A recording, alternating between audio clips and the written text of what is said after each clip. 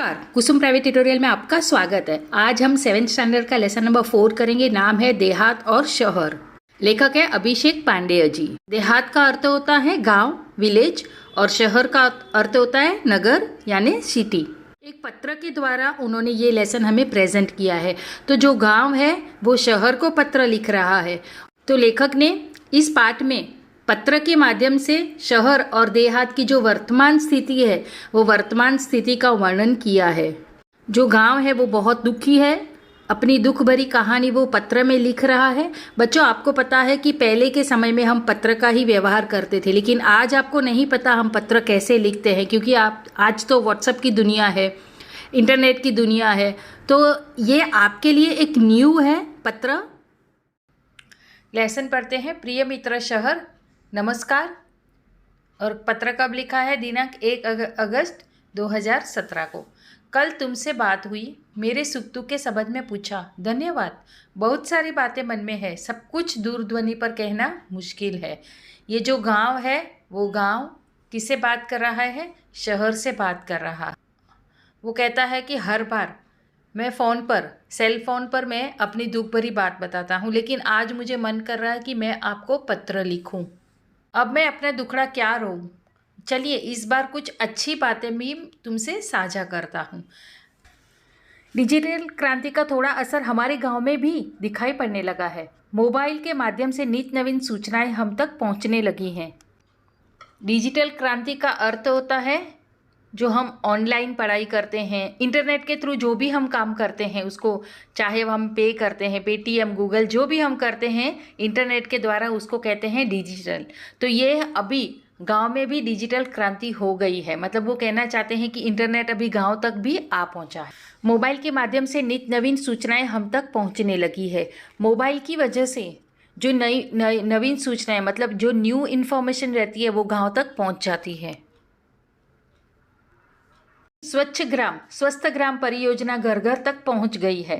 ग्रामजन भी शिक्षा, स्वास्थ्य, रोजगार, खेती के नवीन औजारों और आधुनिक खेती की पद्धतियों से थोड़ा थोड़ा जानने लगे हैं। घर घर में शौचालय जैसी सुविधा के प्रति लोग जागरूक हो रहे हैं। योजनाएं हैं तो स्वच्छ ग्राम, स्वस्थ ग्राम, ये योजना है। प्लस जो गांव में शिक्षा, एजुकेशन, स्वास्थ्य मतलब हेल्थ, रोजगार मतलब जो बिजनेस, नौकरी के लिए जो आते हैं लोग वो, और खेती के नवीन औजार मतलब फार्मिंग करने के लिए न्यू इक्विपमेंट, और मॉडर्न फार्मिंग भी होने लगी है। मतलब गांव भी कैसा हो गया है अभी इंटरनेट की वजह से, बहुत डिजिटल क्रांति की वजह से गांव में भी अलग अलग इंटरनेट की सुविधाएं चालू हैं। इसकी वजह से गांव के लोगों को एजुकेशन, हेल्थ, खेती के नए नए औजार, वो सारे उनको उपलब्ध होने लगे हैं। और घर घर में शौचालय है, मतलब हर घर में वो चाह रहे हैं कि शौचालय मतलब वॉशरूम होने चाहिए। ऐसे लोग जागरूक हो गए हैं, लोग अवेयर हो गए हैं। ठीक है, देखो आगे हम बच्चों सेकंड पैराग्राफ में हम पढ़ेंगे कि जो गांव है अपनी कौन सी परेशानियां शहर को लिख रहा है। तो हालांकि कुछ परेशानियां अब भी वही की वही हैं। पीने का पानी लाने के लिए दूर दूर तक जाना पड़ता है। मेरे यहाँ विद्यालय तो है पर उनमें आवश्यक सुविधाएं नहीं है। महाविद्यालय तो हमारे गाँव से बहुत दूर है। अपनी परेशानियाँ लिख रहा है कि हमारे यहाँ तो स्कूल है लेकिन उसके स्कूल के अंदर अलग अलग हमारे जो सुविधाएं चाहिए वो सुविधाएं नहीं है। प्लस हमारे गांव में महाविद्यालय मतलब जो यूनिवर्सिटीज़ होते हैं वो हमारे गांव में नहीं है। आगे कहता है कि तुम्हारे पास अत्याधुनिक और अच्छी सुविधाएं, विकसित तकनीक है, तुम्हारी दिन दूनी रात चौगुनी उन्नति हो रही है। तुम कितने सुखी हो। यातायात के आधुनिक साधन, पक्की चौड़ी सड़कें, बड़े बड़े शॉपिंग मॉल और 24 घंटे बिजली की सुविधा तुम्हारी शान में 4 चांद लगा देती है। देखो बच्चों, यहाँ पर गांव कहता है, क्या कहता है कि मैं जब तुम्हारे बारे में जब सोचता हूँ कि तुम्हारे पास क्या क्या है, तुम्हारी दिन दूनी रात चौगुनी उन्नति हो रही है, कि तुम्हारी ये प्रगति हो रही है, बहुत तुम्हारी उन्नति हो रही है, ये कह रहा है। और तुम कितने सुखी हो। यातायात के आधुनिक साधन, यातायात मतलब जो हम ट्रांसपोर्ट करते हैं, ट्रांसपोर्टेशन जो होता है, तो वो कहता है, गांव कहता है शहर को, तुम्हारे यहाँ ट्रांसपोर्टेशन के कितने साधन हैं।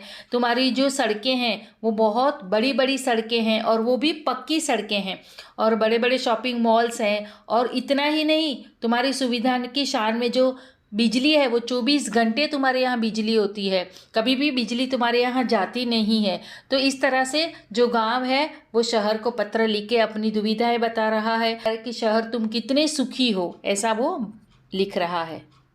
कभी कभी मन बहुत उदास हो जाता है। एक जमाना था जब मेरे यहाँ बहुत खुशहाली थी। गांव क्या कहता है कि कभी कभी मेरा मन बहुत उदास हो जाता है, मेरा मन बहुत दुखी हो जाता है कि एक ज़माना था जब मेरे यहाँ बहुत खुशहाली थी। तो ये अपनी अभी बातें कर रहा है कि अपने गांव में क्या क्या था और अभी क्या क्या नहीं है, क्या बदली हो गया है, वो हमें गांव बताना चाहता है।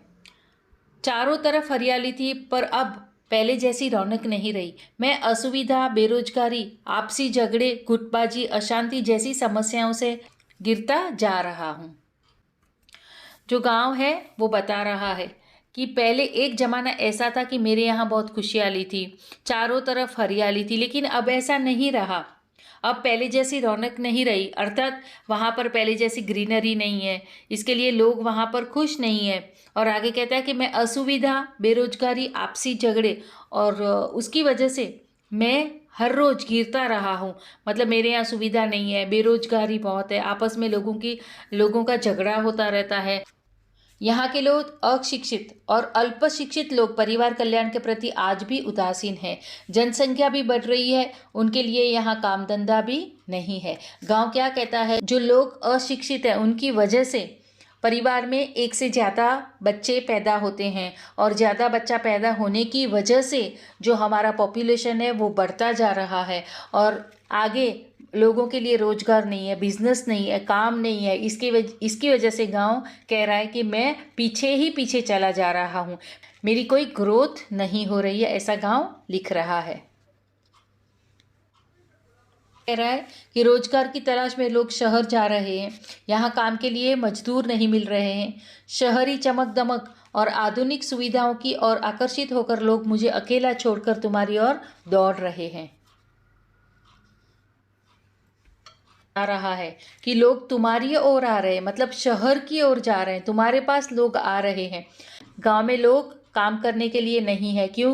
क्योंकि जो ज़्यादा से ज़्यादा लोग हैं रोजगार के लिए वो शहर में जा रहे हैं और शहर की जो चमक दमक है, वहाँ पर जो फैसिलिटीज़ है, उससे लोग प्रभावित होते हैं, आकर्षित होते हैं। इसकी वजह से मुझे छोड़कर तुम्हारे पास लोग आ रहे हैं। अर्थात गांव कह रहा है मुझे छोड़कर शहर के पास लोग जा रहे हैं। यहाँ स्वास्थ्य सुविधाएं भी नहीं है, बीमारियां हैं पर पर्याप्त मात्रा में सुसज्ज और अच्छे अस्पताल नहीं है। लोगों को ठीक समय पर दवा नहीं मिल पाती। मेरा परिवार टूट सा रहा है, बताइए मैं क्या करूं? हेल्थ रिलेटेड कोई भी फैसिलिटीज़ नहीं है, बीमारियां बढ़ रही है और बीमारियों के लिए अच्छे अच्छे अस्पताल भी नहीं है यहाँ पर और लोग ठीक जल्दी से ठीक नहीं हो पाते हैं। इसकी वजह से जो परिवार है वो टूट रहे हैं। तो गांव कह रहा है शहर को बताइए अभी मैं क्या करूं? इसने शहर को पत्र लिखा है। अभी शहर क्या उत्तर देता है हम पढ़ते हैं। प्रिय देहात नमस्कार, ये अपने गांव को नमस्कार कर रहा है और पत्र आगे लिख रहा है, उसका पत्र का उत्तर दे रहा है।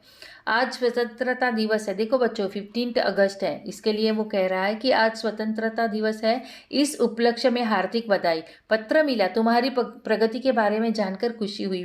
मित्र, परिवर्तन सृष्टि का नियम है, भला तुम्हारी स्थिति क्यों न बदलती? धीरे धीरे और भी विकास होगा। 15 अगस्त की उनको बधाई दे रहा है और कह रहा है कि तुम्हारी भी स्थिति बदलेगी। धीरे धीरे रे मना, धीरे सब कुछ होए। माली सींचे 100 गड़ा, ऋतु आए फल होए। का अर्थ पहले हम समझ लेते हैं। कहते हैं हे मन धीरज रख। कहता है कि काम धीरे धीरे होता है। माली भले ही पौधे में कितना ही पानी डाले, वृक्ष पर फल तभी आते हैं जब उस फल का मौसम आता है। ऋतु आए फल आए, जब मौसम आता है वही मौसम में फल, अपने ही मौसम में फल आते हैं। जिस सीज़न के फल होते हैं वही सीज़न में आते हैं। कहते माना कि कुछ परेशानियां हैं, वहाँ के परिवार तेजी से मेरे यहाँ आ रहे हैं, परंतु यहाँ आकर भी सब कहाँ सुखी हैं? चिराग तले अंधेरा है। है तुम सुनोगे तो और बेचैन और व्यथित हो जाओगे। मेरे यहाँ की दिन ब दिन बढ़ती भीड़ से मैं परेशान हो उठा हूँ। जिस दमक चमक की बात तुम कह रहे हो वह सबको कहाँ उपलब्ध है। तुम्हारे यहाँ से जो यहाँ आते हैं कई बार बाद में पछताते भी हैं। यहाँ पर दिन ब दिन लोग बढ़ते ही जा रहे हैं। इस वजह से ज़्यादा भीड़ हो गई है, ज़्यादा बिल्डिंग्स हो गई है। इसकी वजह से जो शहर की जो चमक दमक जो दिख रही है लेकिन उसमें सुख सुविधाएं नहीं है। परेशान हैं लोग यहाँ पर। यहाँ पर गांव छोड़ के शहर में लोग आ तो जाते हैं, आने के बाद में वो पछताते भी हैं। चाहता हूँ कि तुम अपने लोगों को समय रहते अपना महत्व समझाओ। छोटा परिवार सुखी परिवार की बात अब उनकी समझ में आ जानी चाहिए। तुम उन्हें बुराइयों से दूर रखकर विभिन्न व्यावसायिक कौशलों, कंप्यूटर संबंधी जानकारी विकसित करने की तरह ध्यान दो। मैसेज में हमने देखा कि शहर बता रहा है कि शहर में भी बहुत सारे प्रॉब्लम्स हैं और अभी गांव को सजेशन कर दे रहा है। क्या सजेशन दे रहा है कि तुम भी गांव वालों को समझाओ। तो क्या समझाने के लिए कहता है, देखो मैं चाहता हूं कि तुम अपने लोगों को समय रहते अपना महत्व समझाओ। मतलब अभी समय है कि गांव तू भी अपने लोगों को समझा। क्या समझाने के लिए कहता है कि छोटा परिवार सुखी परिवार होता है, लोगों में समझ दो। फिर बुराइयों को दूर रखकर विभिन्न व्यवसायिक मतलब अलग अलग जो व्यवसाय हैं भेदभाव छोड़कर अलग अलग व्यवसाय की जानकारी लोगों को दो।